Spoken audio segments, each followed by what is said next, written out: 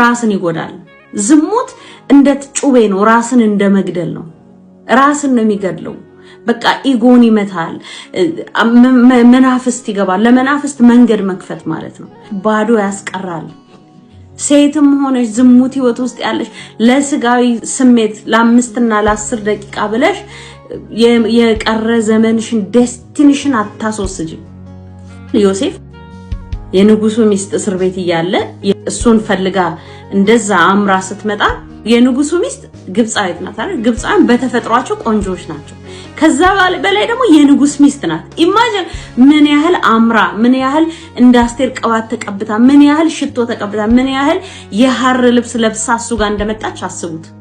ሲያያት እኮ ስላልፈለጋት እኮ አይደለም ልክ ሲያያት ግን ትዝ ያለው ምንድነው መሰላችሁ እግዚአብሔር የሰጠው አሳይመንት እግዚአብሔር የሰጠው ጥሪ ኦ ማይ ጋድ እዛ የንግስና ቦታ የተሰጠውን ሲያስታውስ ያኔ ነው ይሄንን አደርግ ዘንድ አልችልም ብሎ ሮጦ ይሄደው አምልጦ ይሄደው ይወላችሁ ዮሴፍ ከንጉሱ ሚስት ጋር ተኝቶ ቢሆን ኖሮ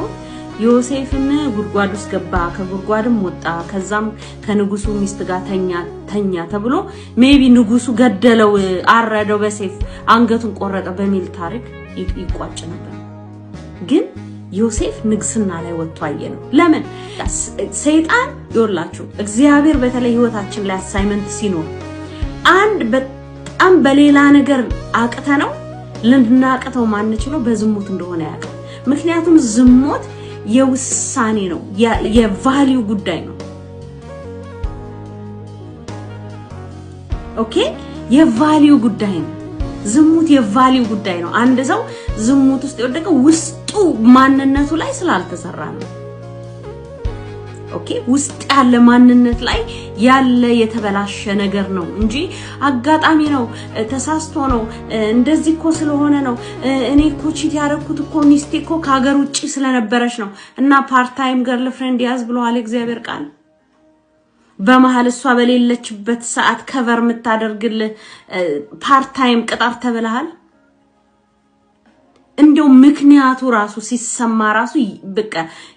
ያንገሸግሻል ምክንያቱ ራሱ እግዚአብሔር ክበር አንተ ባልነ አንተ አባት ነህ ብሎ እዚህም እዛም ምትሄድበት ምክንያት ይሄ ያንተ የውስጥ ብልሽት ነው ውስጥ ያለ ብልሽት ነው እንጂ ማንም ሴት አሳስታህ አይደለ ማን የትኛው የንጉስ ሚስት መታ የትኛው የሐር ልብስ መታ አሳስታህ ነው